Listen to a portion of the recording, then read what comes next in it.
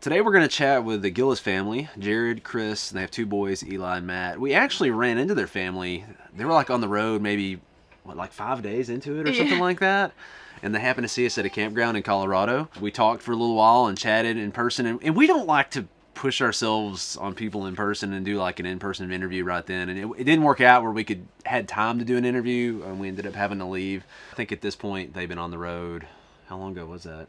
At least a few months now, I'd say. So, but definitely some great stuff with this talk we have with them. They talk about there's good and bad to being on the road and what it's like for their boys being on the road. We'll talk about how they make money on the road. It's a good conversation. I love being able to talk to new people. I learn something new every single time.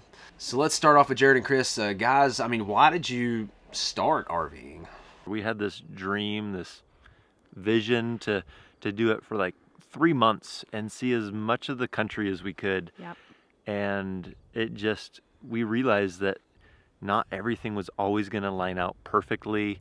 Not all the things that we were hoping to get put in place were going to just magically happen. So really what happened is we ended up selling everything and selling the house and getting rid of our vehicles and all the junk that we thought that we needed, and Quit your job? Yeah, quit my job and then go out and start living life full-time in an RV. So man, they dove all in. And I think a lot of families in the short term thinking about doing 3 months, 6 months, 12 months. But man, you guys just went all in on it. And that is awesome. That is awesome. That's what we've done for sure. So I guess one of the big questions people have is like, how do you make money on the road? I mean, what's your way of making income, since I know you mentioned that you quit your job? Yeah, the money question is a big question. We're kind of right in the middle of it right now, just because we've just begun our adventure living in an RV full time.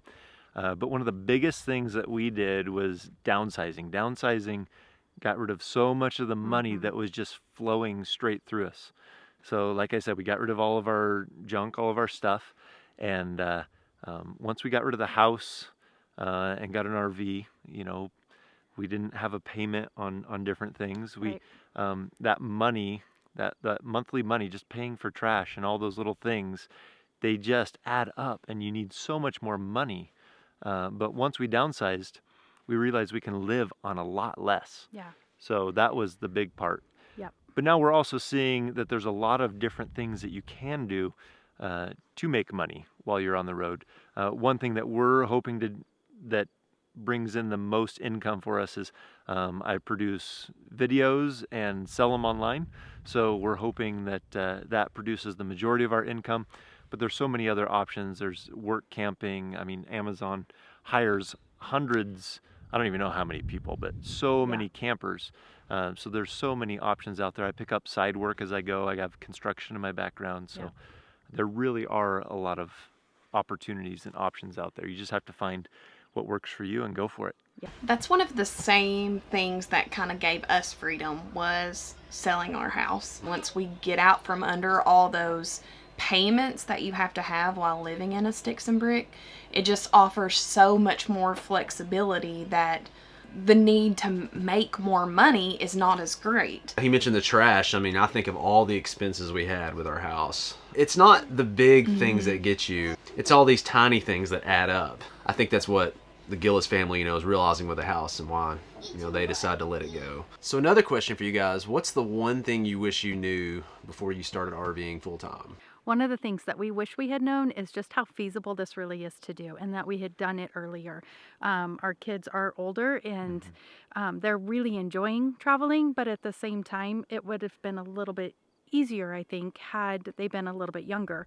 But that's something that we wish we had known, just that we could have done it earlier instead of trying to wait for that perfect opportunity. And then another thing that we wish we had known was just maybe a crash course on finding campgrounds. Because we just really struggled in the beginning, and there's just so many programs out there. I mean, you could be a member with 1,000 Trails, Passport America, Good Sam, Full-Time Families. I mean, the list can just go on and on. Right. We couldn't believe how many there are, but we really struggled trying to find campgrounds and how to do things. And one of the cool things about talking to a lot of different people is we start to see patterns. And I think one of the patterns we see is that I wish I'd started doing this earlier. I know we feel that way, and almost every single person we talk to says, like, I didn't even know about this. I wish I'd started sooner. That was us. We didn't know this lifestyle existed. Yeah. We said if we would have known that this was a thing, we would have done this a long time ago. Yeah. But then I think a lot of times too, people put it off and wait for the perfect moment. And sometimes there is some waiting involved. There is some prep work. There is, you have to wait. But there's sometimes that you just kind of let fear hold you back. And there's a difference. Something we didn't think about with the kids. It's really an advantage if you have kids. As they get older and older, they become just more entrenched, I guess, in their schools and their friends and their home. I mean, it makes it harder and harder to make changes of any sort like that. Not just moving in an RV, moving period, but so I think that is an advantage. It's tough with a 2-year-old, it really is. But she doesn't know any different. No, she doesn't, and it'd be really tough with a 12-year-old. I mean, that's they got friends and they're very outspoken. So, and that kind of leads into, I guess, the next question is, what do your kids think about living in an RV? So our kids feel excited to be doing this, but I think they have mixed feelings. They really love traveling. They love seeing the things that we have seen, the animals, the places that we have been to. It's all a brand new adventure for them.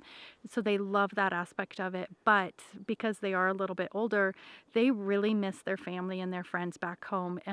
We had lived in the same area our entire lives.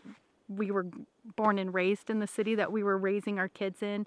So it's all our kids ever knew. And we had a huge amount of friends that we were surrounded by, and they're missing them for sure. Yeah, friends and family. My parents lived in the same town. Her parents lived in the same town. My sister, grandmas, uncles, aunts, and those friendships that we've had for so long. Yeah. That was painful for the kids to say goodbye. But we live in a time where it's easier to connect than it used to be. But living full-time RVing, you don't always have the greatest internet. One of our kids, he was even like, that's it. I don't want to miss any more things that are going on back home. And, because he has a cousin's birthday coming up, and he's sad to be missing that birthday party. Yeah, so it's like to be expected. They love it, but they also really miss their family and friends. I definitely struggle with that as well. And that's why Nathan and I come back to our hometown as often as we do. We love the adventure, we love the family time, but we don't want to give up on those relationships that we have back in our hometown. And we're the same as them. Both our families live in the same town.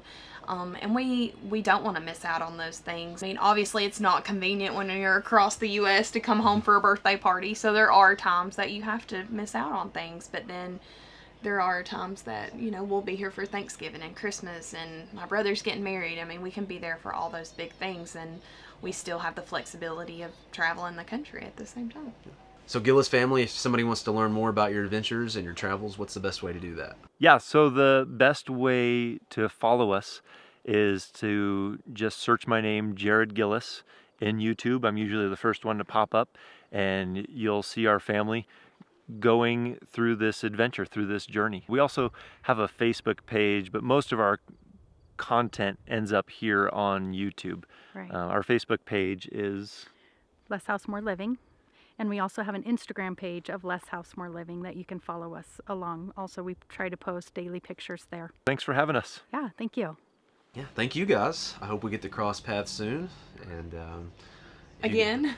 Again. And actually get to have time together this time. Yes. If you've got questions or comments for the Gillis family, feel free to comment for them. I'm sure they'll be following along in the discussion. And if you got any other questions or comments for us as well, just let us know.